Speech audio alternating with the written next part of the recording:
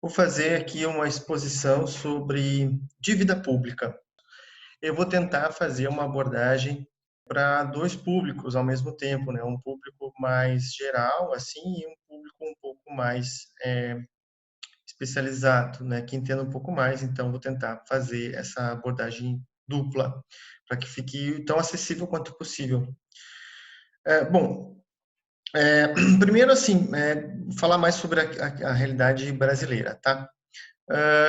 A dívida pública ela tem um aspecto fiscal, que é o que eu vou me deter mais aqui, a questão do financiamento do déficit público, e tem também um aspecto monetário, né? Quer dizer, parte da dívida pública tem relação com a atuação do Banco Central para regular a oferta de moeda e a taxa de juros, certo?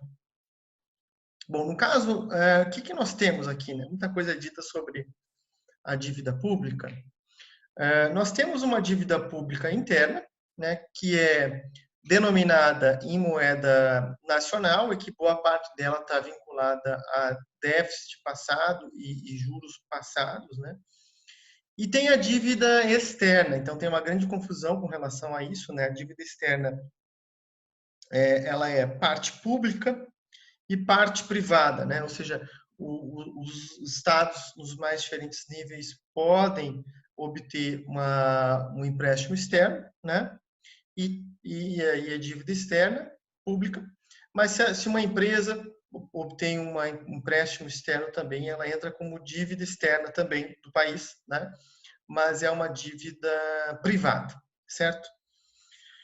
Depois a gente vê como é que está a dívida no Brasil. Então, com relação ao déficit, né?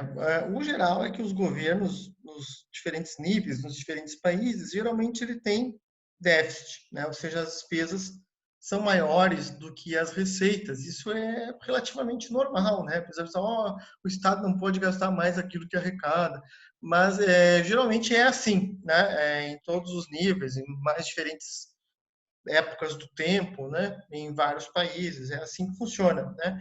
E daí os países acumulam dívida, o que é uma coisa normal, assim, não tem nada demais, né, em ter uma dívida pública. Todos os países têm, tá? Então, como é que você pode financiar esse déficit? De quatro formas, né? Sendo a emissão monetária, que aconteceu muito no passado, pode emitir moeda para o governo pode emitir moeda para pagar seu déficit? Pode, né?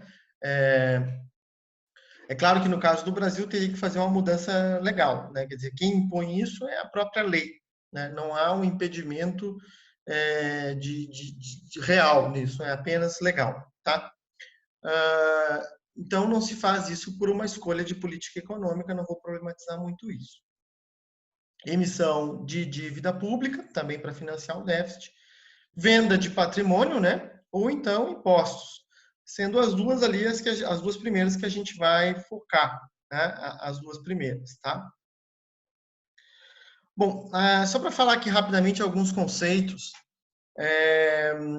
com relação a da onde vem o déficit, né? Todas as receitas dos estados menos todas as despesas, né? A receita menos despesa a gente chama de resultado nominal, que inclui todas as receitas e todas as despesas, né? Inclusive juros. É o resultado nominal. O resultado primário, que a gente conhece também, mais famoso, assim, o resultado primário, né? Ele não inclui juros, tá? Receitas, todas as despesas do governo, né? Educação, saúde, previdência, etc., deduzida das receitas. E o resultado operacional inclui juros reais, né? Ou seja, é um valor mais adequado para a gente analisar a variação da dívida, porque boa parte do déficit, né, ele é apenas atualização monetária, né? Então, e mesmo da dívida, é apenas atualização inflacionária, né?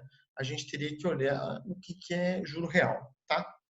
Bom, para a mensuração, nós temos essas duas estatísticas, chamada estatística acima da linha, que é falada um pouco mais em textos e tal, né? Uma linguagem um pouco mais técnica. Estatística acima da linha é todas as receitas menos todas as despesas que se tem a necessidade de financiamento do setor público. No caso do Brasil, dos diferentes, todos os níveis de governo, União, estados e municípios, tá? Só que esse dado é difícil de conseguir, não é muito fácil de fazer essa contabilidade, porque nós temos mais de 5.500 municípios, né? Então, é complicado.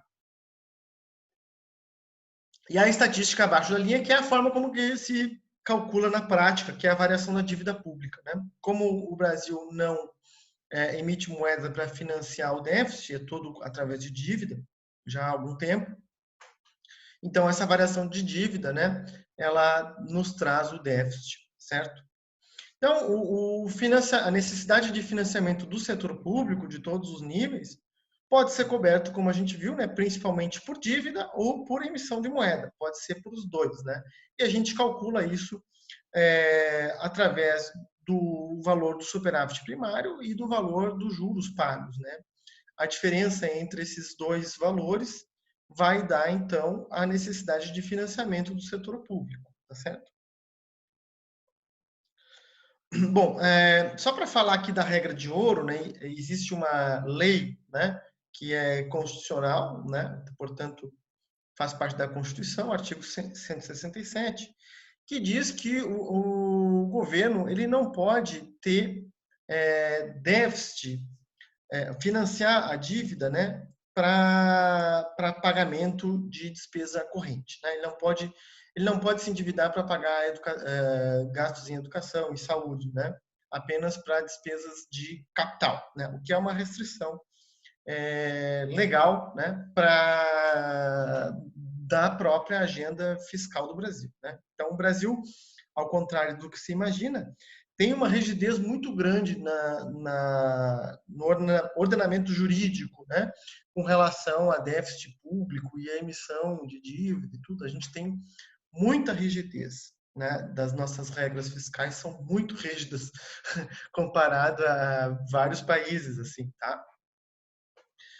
Com relação ao endividamento, ele foi especificado na Constituição de 88, né? E tem também o poder legislativo, ele aumentou a sua capacidade de influência, né? É como a gente vai ver no caso especificamente o Senado Federal, tá? Ele é quem estipula, né, o comprometimento que os estados e municípios, né, podem ter com relação à dívida pública.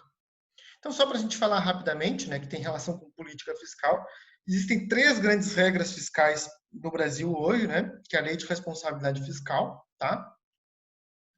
A regra de ouro, aquela que eu falei, e o teto de gastos públicos. Não vou me detalhar nisso aqui, mas como eu falei, existe muita rigidez nas nossas regras fiscais no Brasil. Certo, com relação à dívida pública, né, tem muita coisa que é dita no debate, né, e mesmo por especialistas, que é besteira.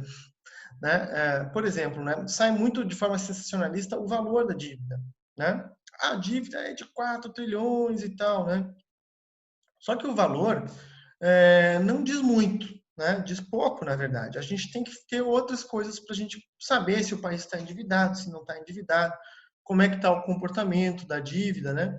Então, a gente tem que olhar o quê? A comparação com o PIB, né? O nível de endividamento, né?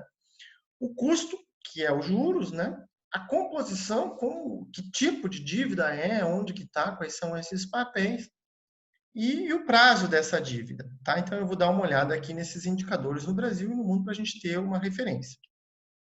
Mas antes disso, eu vou fazer um breve apanhado, né, dos últimos 40 anos da nossa dívida pública. Então, só para falar, assim, o Brasil historicamente teve um problema de endividamento externo, que é muito mais problemático. Eu não vou detalhar também aqui, por uma questão de tempo, mas a dívida externa é uma situação muito complicada, né? Quando o país tem uma dívida externa elevada e se não consegue pagar a própria dívida, é ruim, é bastante ruim. E tivemos isso durante várias vezes ao longo da nossa história e o Brasil deu vários calotes, né? Bom, na década de 80, nós tínhamos, então, para pegar os últimos 40 anos, tá? Tínhamos um déficit público que era coberto por emissão de moeda. né? E tínhamos uma inflação elevada, tá? Então, isso fazia com que a taxa de juro real da dívida interna fosse baixa, né? A média nos anos 80 tipo, foi de 1,3% ao ano. Só que boa parte da nossa dívida era externa, né? Nós sempre tivemos um problema de endividamento externo, essa é a nossa história, né? 2/3 era dívida externa, tá? Então, aqui, só para ilustrar, o Brasil, na década de 80, emitia mais moeda, depois, pós-Plano Real, parou de emitir moeda. Eu vou detalhar também um pouquinho isso aqui nesse gráfico. Olha, se a gente olhar aqui, o Brasil, aqui na década de 80 e 90, né, a necessidade de financiamento do setor público, certo? Em preto aqui está a emissão de moeda, né? Então, até 1994, o Brasil emitia bastante moeda para financiar o déficit. Em cinza está a necessidade de financiamento. Então, boa parte da necessidade de financiamento era com a emissão de moeda, né? A partir de 94, deixou de ser com a emissão de moeda, ou seja, endividamento público, tá? Então, aqui olhando os indexadores da dívida pública nos anos 80, né? E 90, né? Então, nós tivemos vários anos ali taxa de juro negativa, né? Porque a inflação era alta, o que significava que o juro não estava fazendo a dívida aumentar muito. Bom, então, assim, como eu estou querendo falar, né? Existem vários elementos que influenciam, né? O nível de endividamento. Um deles é a taxa de juros, né? Outro deles é se o país emite não moeda. O que aconteceu? O Brasil fez uma escolha política, de política macroeconômica, que deixou de financiar a sua dívida com emissão de moeda, né? Passou a financiar com dívida pública, a partir do Plano Real. Tá? Foi uma escolha para a estabilização inflacionária. Né? Então, de fato, o Plano Real reduziu muito a inflação, mas trouxe problemas de endividamento, como eu vou mostrar. Tá? Então, aqui a taxa de juro real pós-Plano Real subiu.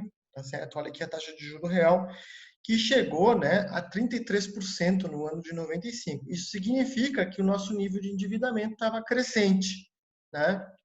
Muito crescente, devido à taxa de juros muito alta, né? Então, até 94, a gente financiava o déficit com a emissão de moeda e, após o Plano Real, passou a ser com déficit, com dívida pública, tá? Então, esse período imediatamente após o Plano Real foi de elevação da taxa de juros, né? Boa parte da dívida estava relacionada com a taxa de câmbio, que depois se desvalorizou várias vezes, e ainda a elevação da taxa de juros para atrair capital e financiar o balanço de pagamentos, que naquela época estava negativo. Então, esse período aí de 94 até 2000 foi de um crescimento muito grande do nosso endividamento, não por conta de um déficit elevado, tá certo? Então, quer dizer, não é só o déficit que traz dívida, né? A política econômica também. E no caso aqui foi o caso, né? A taxa de juros elevada e também financiamento do déficit com endividamento e atrelação de parte da dívida à moeda estrangeira, que se desvalorizou, que fez com que aumentasse a dívida posteriormente. Entre 2013 e 2014, o Brasil teve um período muito bom em termos macroeconômicos, né? Cresceu a atividade econômica, a gente conseguiu reduzir a nossa exposição externa com relação ao endividamento, então parte da dívida que era externa, era em moeda internacional, passou a ser em moeda nacional, né? O que é bem menos dramático, tá certo? Porque o país emite a própria moeda, né? Então ele não vai quebrar na sua própria moeda, né? Ele quebra em outra moeda, né? Quando ele não que o país, quando que um país quebra? Não é quando aumenta a dívida, é quando ele não consegue pagar as suas contas. Com a moeda nacional, ele só tem restrição legal, né, para pagar as suas contas. Não existe uma restrição real, né? Já com moeda estrangeira existem restrições legais, restrições reais. Se não tem dólar, não adianta, não consegue pagar, né? Então, dá um calote. Isso a gente fez várias vezes ao longo da nossa história. Bom, então, entre 2013 e 2014, nós reduzimos o nosso perfil melhoramos o perfil da dívida, aumentamos o prazo da dívida, houve redução do custo paulatino da dívida e a gente acumulou ativos em moeda estrangeira, o que nos tornou, o que fez com que o Brasil se tornasse um credor externo, né? Ou seja, hoje o Brasil, o Estado brasileiro tem mais ativos em moeda em dólares do que dívida, né? Então nós não temos um problema de dívida externa, tá certo? Pública, não existe isso, né? Tivemos isso durante várias vezes da nossa história, mas fato recente, algo recente e único na nossa história, nessa proporção, né? Desde 2006, o Brasil vem sendo credor externo, embora nos últimos anos já está piorando um pouco a nossa situação externa, que pode se agravar. Tá? Entre 2015 e 2019,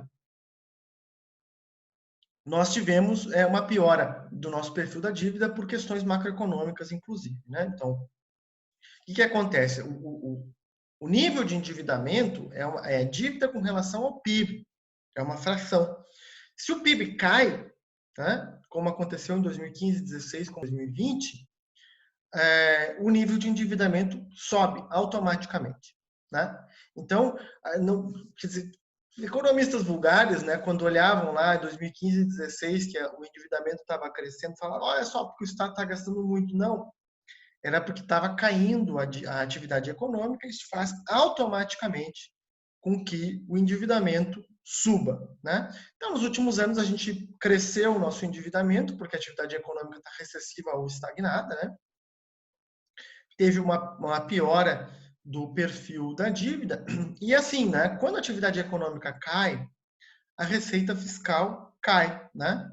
Tributos caem também, o que faz com que automaticamente aumente o déficit. Mais uma vez, tem déficit público, não significa que o governo está gastando muito ou mais, né? Porque tem outras variáveis que influenciam, como, por exemplo, a própria atividade econômica. Tá?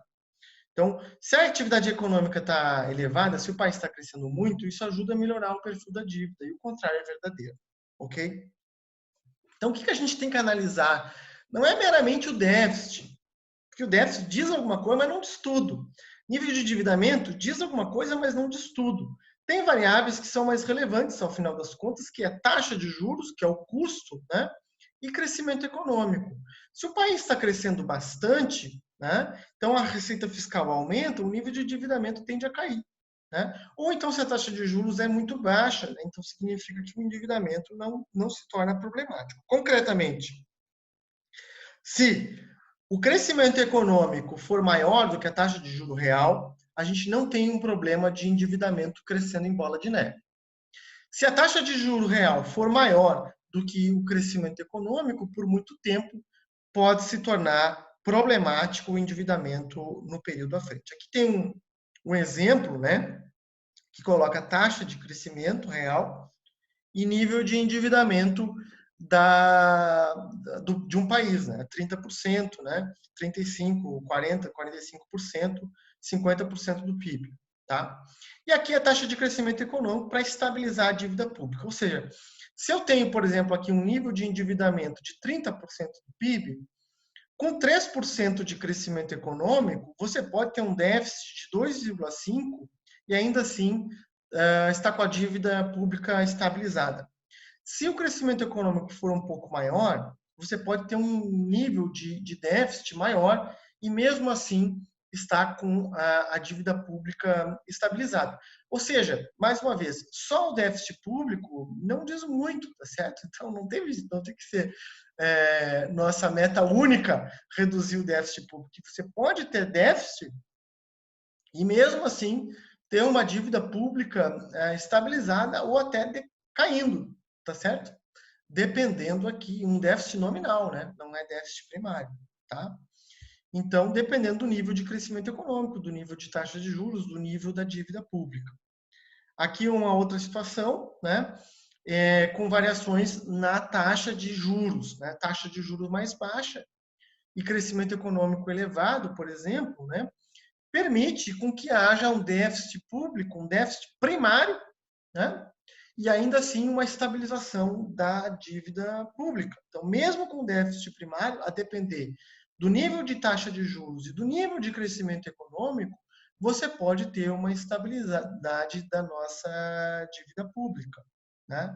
Então, quer dizer, mais uma vez, com déficit primário, né, você pode ter estabilidade da dívida pública. Então, só olhar o déficit é muito precário para dizer o que está acontecendo com a nossa dívida, para ver que a coisa é mais complexa, né? Envolve várias variáveis.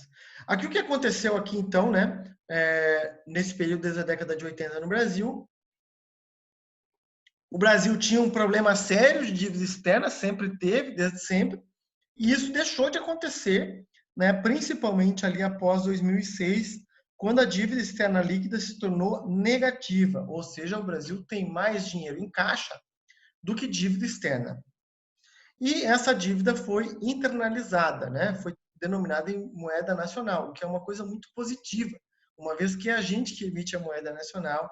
Então, essa elevação do endividamento aqui, embora tenha trazido outros problemas, ela foi bem melhor do que ter uma dívida em moeda estrangeira. Agora mesmo, o governo federal está propondo, né, vender reservas, né, para pagar a dívida em moeda nacional, né, o que é inacreditável, porque moeda nacional é a gente que emite, né, a gente está se desfazendo de uma moeda que a gente não emite, que tivemos problemas sérios, né, no passado para pagar a dívida de uma moeda que a gente emite. É uma coisa assim que a quem pode interessar isso, né? Ao Brasil é que não é, né? A União é que não é, ao governo é que não é, aos brasileiros é que não, tá? Bom, aqui o debate público é assim, é cansativo, né? Porque quando o Brasil estava aqui nesse período entre 2013 e 2013, 14, a nossa dívida líquida estava em queda, né? Olha aqui, estava em queda, porque o Brasil estava acumulando reservas internacionais, né? E aí o pessoal falava, não, não precisa, não tem que olhar a dívida líquida, tem que olhar para a dívida bruta, para provar que a gente tinha um problema sério, né? De endividamento, mas a nossa dívida estava caindo, né? A nossa dívida estava em queda, tá? Não, mas a dívida bruta continua estável, tem que olhar a dívida bruta. Por quê? Porque as reservas, ignora as reservas. Agora voltaram atrás. Não, tem que olhar a dívida líquida. É inacreditável a desonestidade intelectual, né, que existe no debate público brasileiro. É impressionante. Mas, enfim, né, nós tivemos aqui um período de 95 até 2002 de elevação do endividamento, tá? Da dívida líquida, por aqueles fatores que eu falei no passado, taxa de juro muito elevada e atrelação da dívida à moeda estrangeira. E, posteriormente, então, uma queda, né, que o Brasil acumulou reservas e estava crescendo a economia, e isso fez com que o nosso nível de endividamento caísse.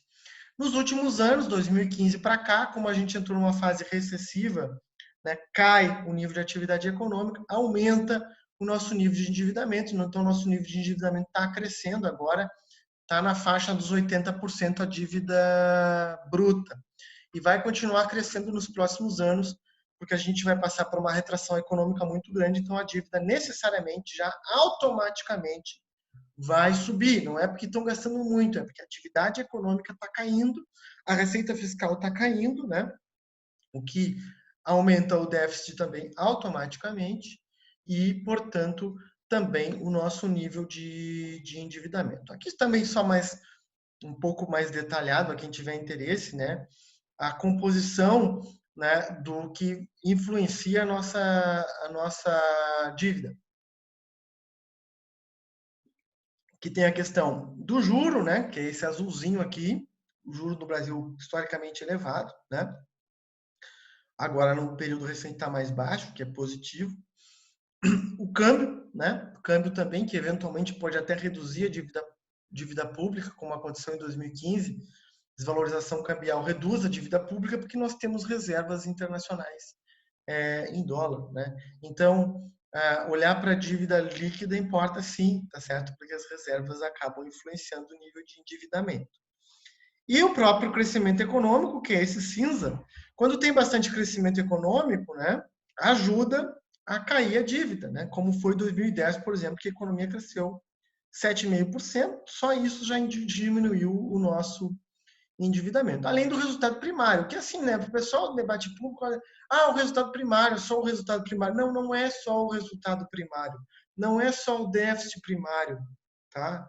Que influencia a dívida. É um dos elementos, não apenas. Então, não adianta a gente ter uma política econômica com uma corda só. Tem que aumentar o superávit primário, né? Isso diz um pouco, mas não diz tudo. Tem outras variáveis. Olha ali que o verdinho, no ano de 2019, por exemplo, contou pouco, né? Que foi o resultado primário, né? Para aumentar a dívida, mesmo tendo com déficit primário. O que acabou influenciando mais foi juros, foi outros fatores, tá? Mesmo o crescimento econômico, certo? Bom, brevemente aqui, né? Tem a questão da monetária, né? Que eu não vou detalhar muito, que é uma questão outra, né? Mas assim, o Banco Central ele emite também, né? Ele vive comprando e vendendo títulos, né? Para aumentar a quantidade de moeda em circulação, para reduzir a atividade de moeda em circulação, para ajudar a estabilizar preços, política monetária e também para definir a taxa de juros, certo? Então, assim, 20% da nossa dívida vem de operações compromissadas, que é política monetária, tá? Então, nem toda dívida é que gastou no passado e agora tem que pagar, né? Que essas frases tolas que são repetidas o tempo inteiro, né? E que é uma visão assim, né? Que, bom, tem mais fundo o negócio, né?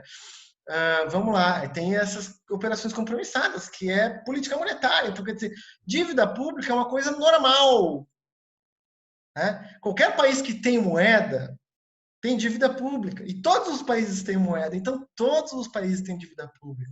Qualquer país que faz uma política monetária tem dívida pública. E os países fazem política monetária. Então, a dívida pública não é um bicho-papão. É normal o país ter dívida pública. Certo? Não é uma coisa, dívida pública, que horror. Não, isso é besteira. Os países têm dívida pública. É preciso o quê? Que ela seja sustentável. E assim, é importante dizer também que nunca nenhuma dívida pública será paga. Né? Dívida pública não se paga, se rola, se revende. Né? Ela tem que ser sustentável, ela não pode explodir por muito tempo, que fica complicado. Né? Ela tem que se manter, tem que ser estável. Vai ter momentos que vai aumentar. Agora, por exemplo, 2020, os próximos anos, vai aumentar a dívida pública. Não tem jeito. Não tem, não tem. Só a retração econômica já vai fazer a dívida pública aumentar, vai reduzir a receita fiscal, né? Se a gente não quer ir para o abismo, né, vai ter que aumentar a dívida pública. Ou até emitir moeda para financiar o déficit, tá? Bom, aqui o que aconteceu com o nosso endividamento, né, é resultado primário, nominal e taxa de juros no período, nas últimas décadas. Temos uma trajetória de queda da nossa taxa de juros, né, real, que chegou a ser 30%, né, e que agora está praticamente zero, né, em termos reais. E o déficit primário, que foi positivo, olha, no debate público, né, sempre desonesto. Entre 99 e 2013, o Brasil teve superávit primário, tá? O que ajudou também a equilibrar a dívida pública, né? E agora está tendo déficit. Mas então teve uma gastança, né, no período recente. Não, foi a atividade econômica que caiu, a receita fiscal caiu, né? E, portanto, teve déficit.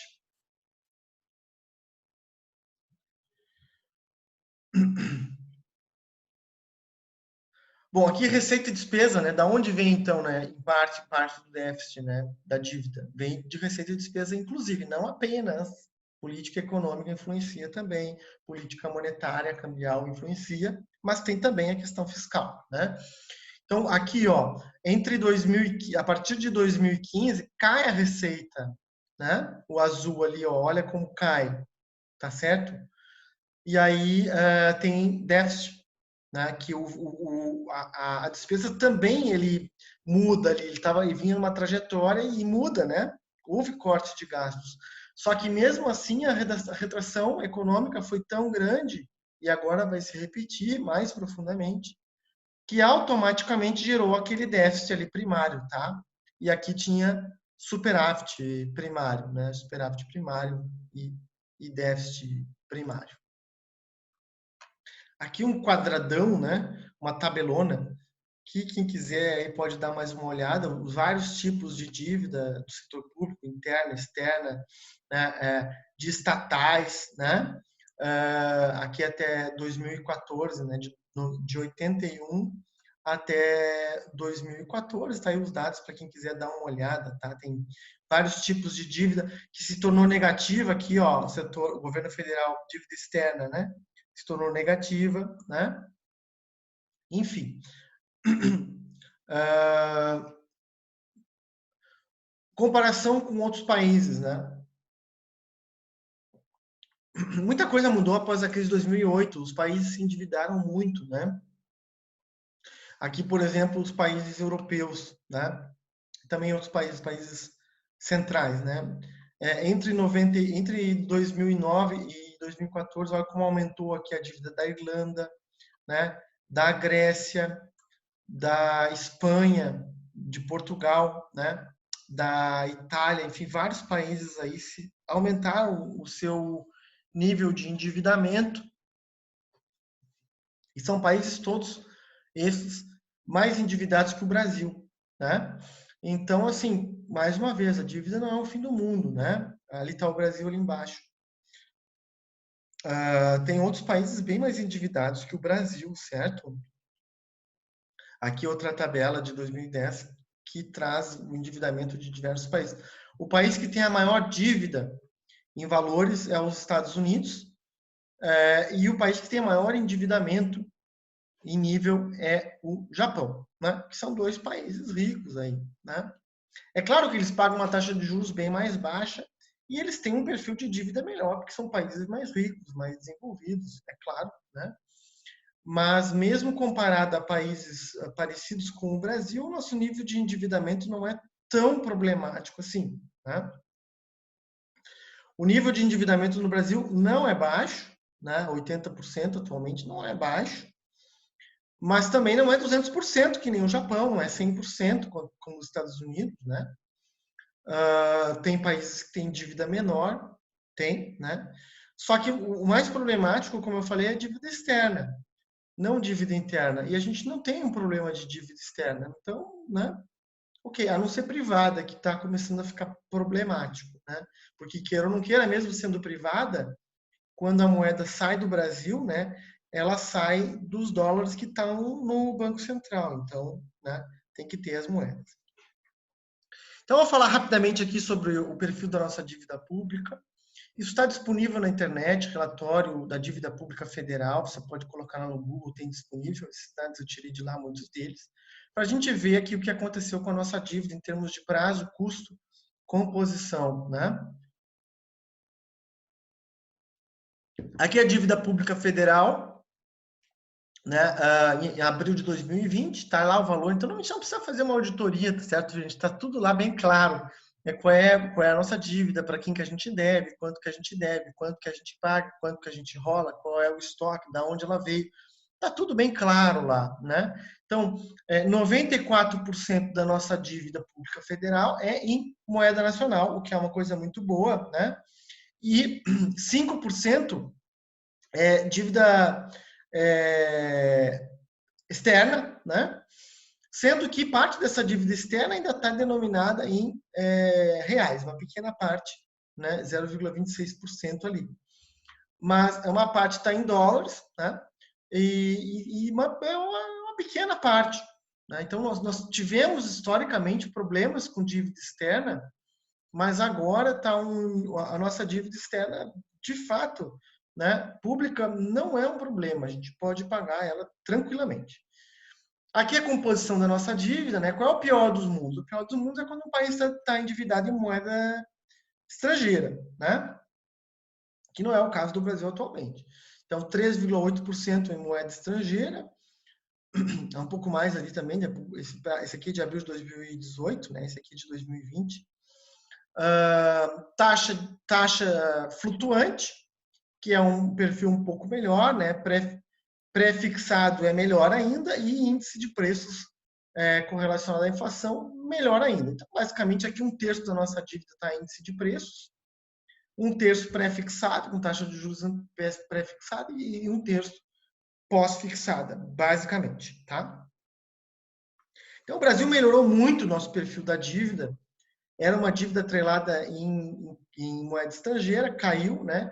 E a dívida atrelada em índice de preços, pré-fixada e pós-fixada, aumentaram, que é bem melhor, tá? Aqui só para mostrar que parte da dívida é também a própria moeda, né? Quer dizer, a moeda que a gente tem no bolso é dívida pública. Então não tem como zerar a dívida pública, né? Você sempre tem dívida pública, né? Não é um problema em si, né? A questão da dívida é isso que eu estou falando, é o prazo, é o custo, se ela está estabilizada ou não, né? A composição, né?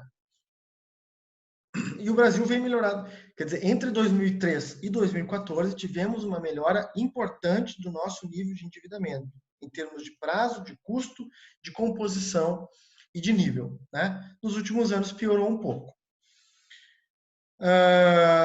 Aqui, mais detalhado, né? Não vou, quer dizer, a gente pode vender também ativos, privatizações, né? Que reduzem a dívida, tá? Aqui, o prazo e os detentores, né? Quem é que detém a dívida pública são instituições financeiras, instituições previdenciárias, próprio governo, às vezes compra, quer dizer, um nível de governo, sei lá, o INSS tem lá um recurso que sobrou de determinado recurso lá previdenciário, compra títulos públicos, tá?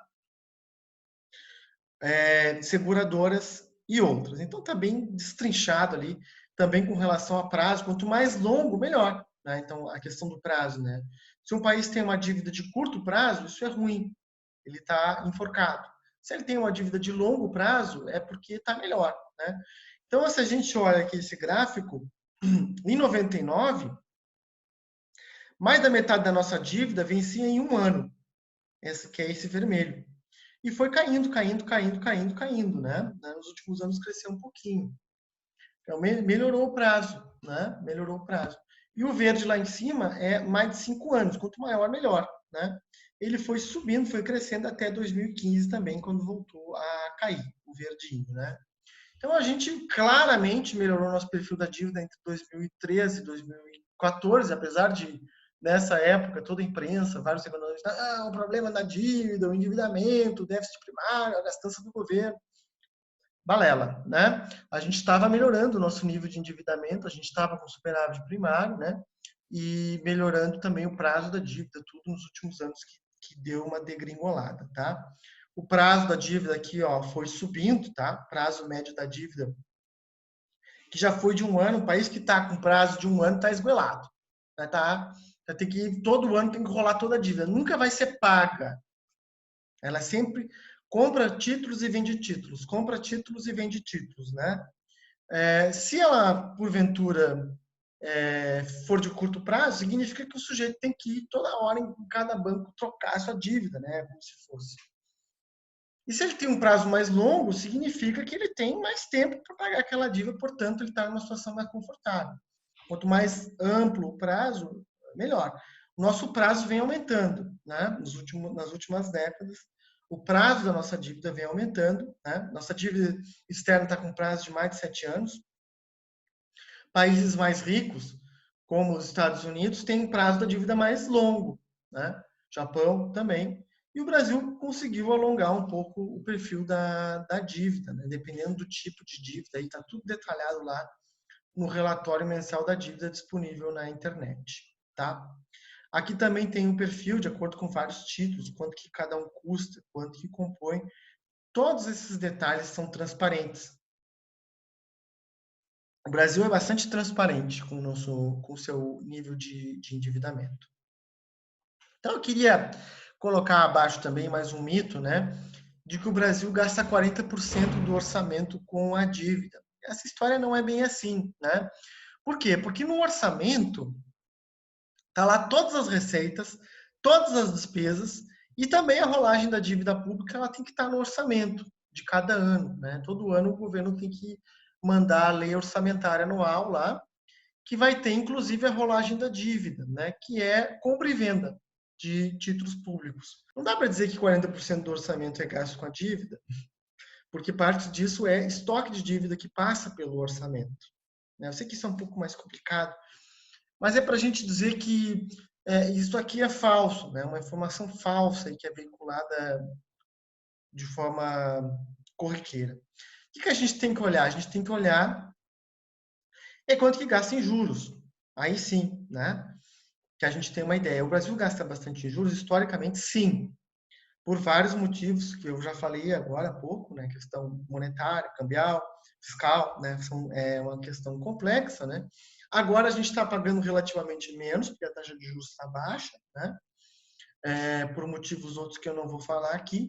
Esse amarelo aí é a taxa de juros que a gente gasta, né?